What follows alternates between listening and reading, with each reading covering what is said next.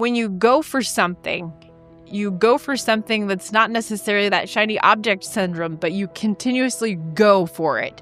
You go for it. It's boring. It's consistent. You're growing. You have systems. Every time new opportunities opened up, like right away, it was just like the universe was working in our favor. And being an entrepreneur has really ignited our spiritual journey.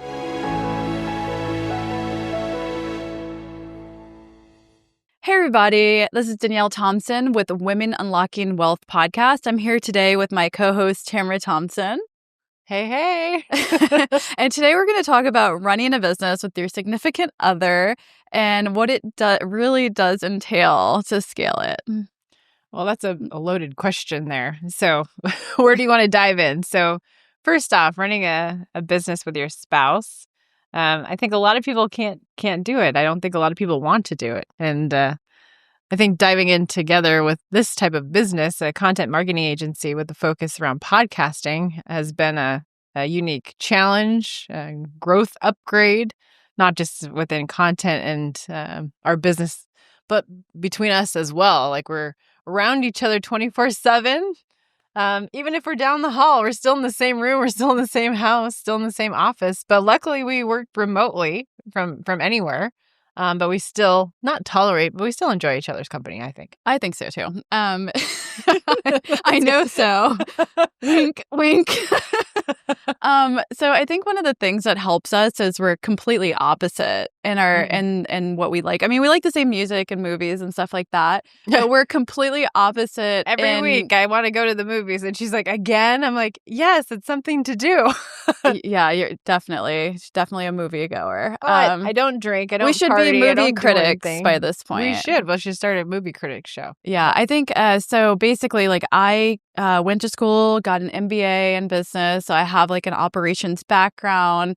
And then Tamara went into more of like filmmaking, something that I was passionate about, learning more about YouTube. And, it's like, why not go after something that you actually are passionate about? Because, we were both in careers that we were just going forward, but we weren't passionate about it.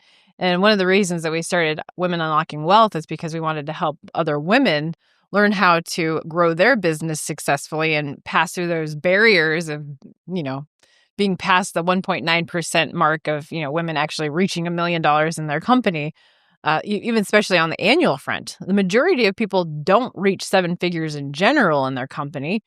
And we were able to do that. We were able to do it in a short amount of time. We were able to do that with mentorship and, relationships, speaking at events. One of the things that actually propelled us into our business was the fact of events, because we actually just had an annual event last month in Las Vegas. But the reason that we actually started events was because I wanted to speak on more stages. And because I was a nobody at the time, I was like, I want to speak at events. People are like, who are you? Well, I'm going to start my own dang events, right? And so that's what we did. We did it back in 2013, 2014. And we leveraged events to build audiences and relationships and, lead generation through that as well. But it was really about the relationships in the community that we were actually building. So we started these different events in the beginning that were called the Ultimate Stage Experience. We did a lot of the stuff around what I had the background in filmmaking. We wanted to position entrepreneurs and leaders and experts, through video, because that was what I was passionate about. And we did these amazing trailers. We did these speaker trailers. So they'd come out to the Ultimate Stage Experience. They'd get their speaker trailer. We filled the room. We had real business owners in there actually like coming in and supporting these people. But we were also creating a tangible product, something that they could use over and over to help them get booked on other stages, other gigs, TEDx talks. And that evolved over the years too, because we realized, hey, we're doing these one-off experiences, but you can't scale a business if it's just a one-off product over and over and over and over again. And so we're like, well, how can we actually leverage something in this cool world of video marketing, of filmmaking, podcasting? And we thought, well, how can we leverage this? But the way that we actually came to be on the podcasting side was actually through a mastermind group. We were in a group with some people, which we're still friends with today. And this gal came up to us and she said, you know what? I want you two to do my podcast. And we're like, what? We're like, okay. She's like, I'm going to challenge you. She's like, I'm going to be your first client. And she's like, you're going to do a consistent model. You're going to do a weekly show, video podcast. You guys already know video and marketing really well, but it's going to be a consistent model. I'm going to be your first client for 6 months. So she enrolled. She re-enrolled, and then we started to sell other people on this offer. But it was because we built relationships through communities and masterminds and events that we were able to do it a lot faster.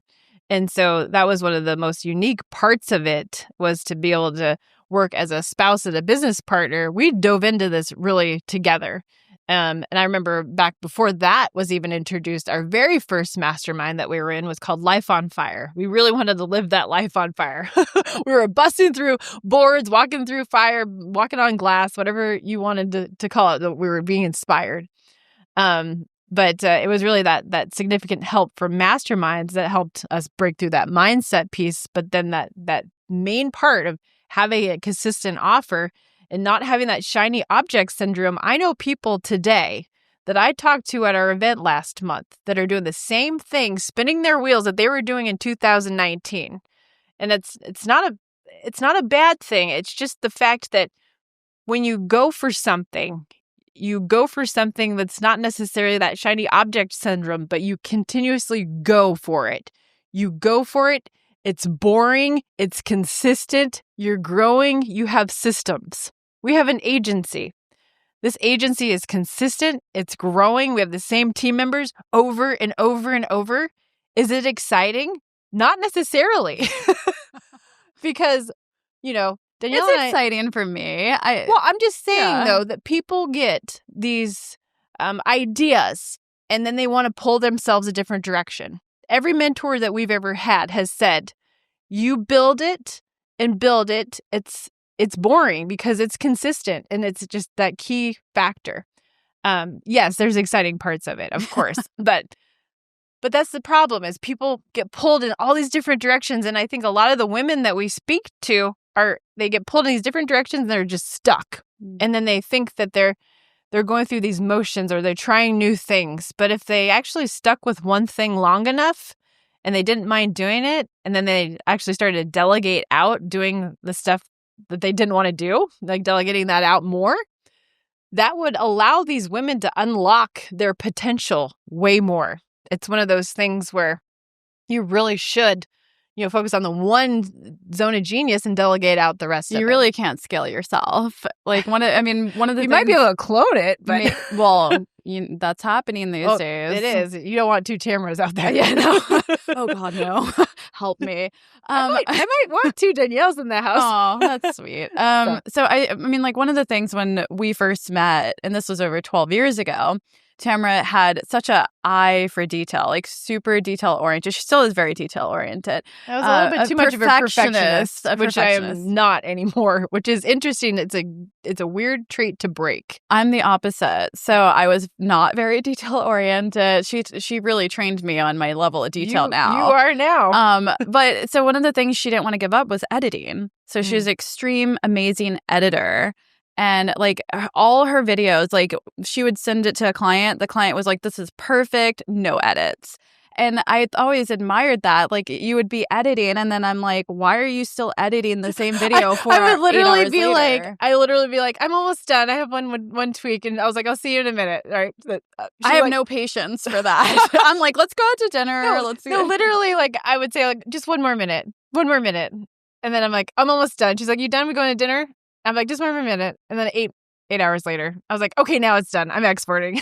and your work was amazing, but I came in and I said, Tamara, like if we're going to scale this, like we need to get you out of editing. We need to train the core values and instill that in our team so that they understand that level of detail, attention, and even emotion through the videos. One of our main editors, John, so he's been with us, like 5-6 years at least now, right? So he always writes me and he's always grateful. And he's like, boss, he's like, you literally like have taught me so many things with editing just by the simple things that you've taught me. And he's becoming a beautiful editor over the years, because he was more on the technical side. And then like I teach him things about creativity and different things. It's just about educating somebody else and giving it up instead of taking it back. My mom was the same way, like with her business though, but she would continuously just take the the work back. Instead of continuously just trying to train someone, it was one of those things where she'd be like, oh no, that person didn't do well enough, right? Like I need to do it myself. So my mom had that get control thing. Think about your mom, like amazing at interior decorating. Amazing. Yes. I love you, Lori. You're amazing. Love you, Mom. She's taught me a lot. The thing about her is that, like people like her, like some people don't have a mission to scale. Like, and that's perfectly okay, and that's too. okay too. I think that, that's the one thing. So if you're a woman in business out there and you want to be the face of something, you want to be a coach, you want to just have those intimate, experiences with people, and that's how you want to grow, that's totally fine. You can grow that and do that. If your goal is not to hit $1 million mark each year in your business or above or see a bigger thing, the way that I see it is when you make more money, the way that you position it, you can help more people. Yes. The more money you make, it matters for more people. Story about that. I mean, us being invited to the lymphoma and leukemia event, the gala, Yes. we were able to donate max bid at the silent auction because we've built that success and we're able to do that. And I want to be able to do that more. And she looks at me, she was like, somebody put the max bid on it. It was us. I was like, oh, sorry, that was me. Because I knew she wanted it. Mm-hmm. So I was like, here, I'm going to get this for you, wifey, because I knew that you wanted this beautiful gemstone that, was in this beautiful basket. And I did not. I was like, I'm going to get it for her. So, I mean, but that's great, but we're giving to the cause. Like, it was for you and the cause, though. Mm-hmm. Like, we were helping give back to the cause. And, like, but being able to do that, just randomly be like, here's, a few $1,000s, like giving back. We have a great colleague and friend of ours, a client of ours, Caitlin. She actually reserved and purchased the whole table for everyone, for us to be there. And then she, again, donated even more. So it was like, $10,000 and that's a great example of women unlocking wealth. Like Caitlin went and she not only did she reserve the table, but she also went and donated thousands more. And when you have more success in life, you're able to give back. To give back to the causes that make sense, that matter to you. You can help give back support to your friends, your colleagues, and your clients through that process too.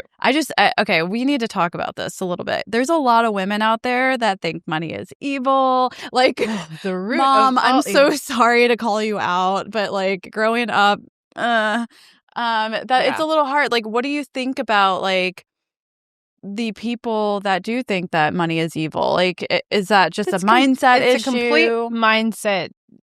It's a mindset issue change. So if you're growing up in a certain way and that's all you see, or the people that you've been in front of that maybe flaunt it or are egotistical or rude or greedy, like you see things in movies and TV, and you meet people and you're like, oh, they don't care, they're rich, they're whatever, people can grow wealth. People have generational wealth, right? Neither of us were born into generational wealth. We're building generational wealth from scratch. From scratch. Zero. Yes. From scratch. And so we didn't have help from anybody. We didn't have help from anything on that side. So we dove into this with our own investments in our own credit cards. I slept on a floor for 4 months when we first started our entrepreneurial journey. I quit my corporate job. I got the futon. And we could not afford a bed at the time. And I literally slept on the damn floor. It took 4 months for us to because the blow-up mattress kept popping from the cat. So it was horrible. But, you have to go through some of these obstacles and you have to be willing to get out of your comfort zone get to different levels. But at that point, we could have shifted our mindset faster, right? Yeah. We were in these mastermind groups. We were paying thousands. And sometimes it would come back. We get like fluxes of thousands of dollars here or there. We'd launch a specific offer. Like one of the first ones we did was we joined a mastermind. And we had a $2,500 offer. And in about, I think, 60 days, we generated about $85,000 back. That was one of our bigger, which replaced our corporate salaries at the time. Yeah. I didn't make much in this was over 12 years ago. This is a long time ago. Yeah. So we did all these things, and actually, when I look back at the journey, I enjoyed it, even though it was really difficult. Like we were shopping at Dollar Tree. Wait till the book releases. Wait till the book releases, because there's so many things that have gone And then once you get through. to like your next level, then you want to get to the next level and then the next level. And then it's like, it's a continuous Well, cycle. So you need to figure out your why. this. Let's talk about this. So a lot of people like see it as a negative when they say people want more.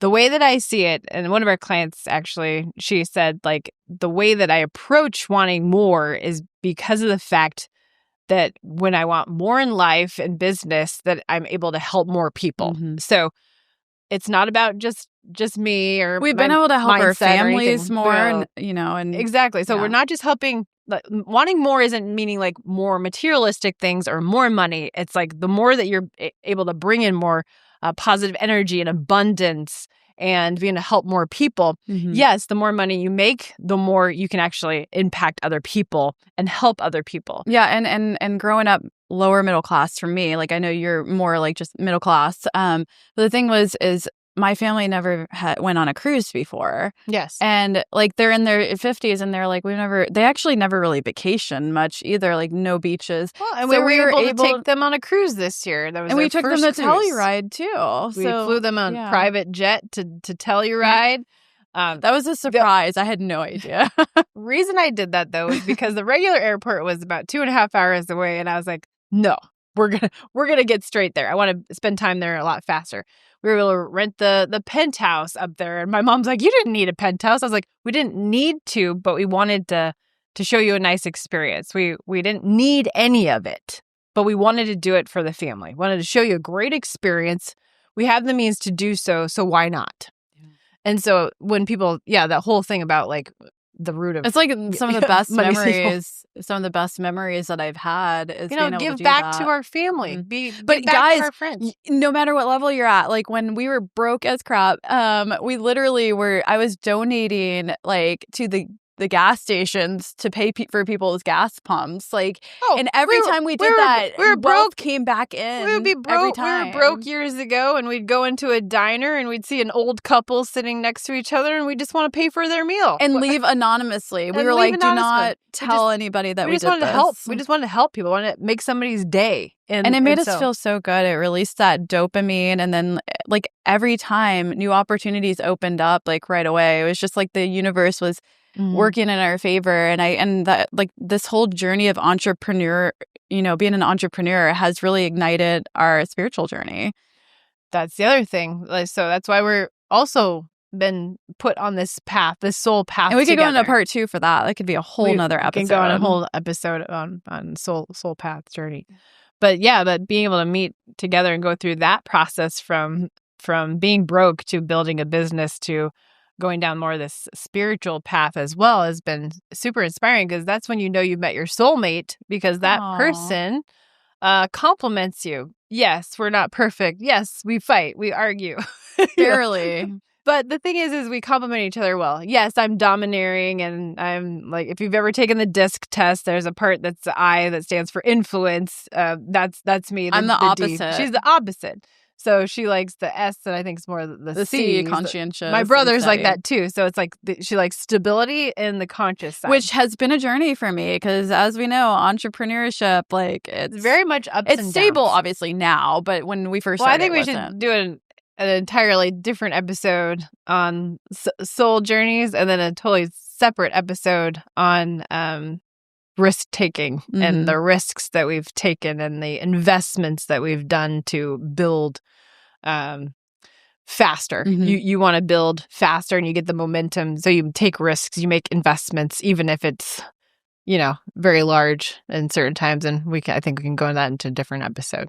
So but yeah, I think this is a good point to see like how it is when you work with your spouse and live with your spouse and do podcasts with your spouse but understand and respect them in a way that it matters. So for me, I focus on the marketing and she's sales, and it works really well. We complement each other. And Well, we've got a great team behind us. So I work more on the relationship building, connections, sales through events, speaking, things like that. We've also got our paid ad team as well. And we have over 18 team members. We've got a lot of different team members that have worked with us from even 5 to 7 years now. And just super grateful for all of them on the creative side, the project management side. And we're able to continuously do what we love, travel, host events, connect with really cool people.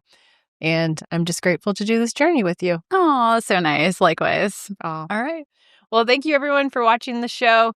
Be sure to tune in to the next episode. Leave us a comment. See what kind of topics you'd like us to tap into in the future. And we'll see you in the next episode.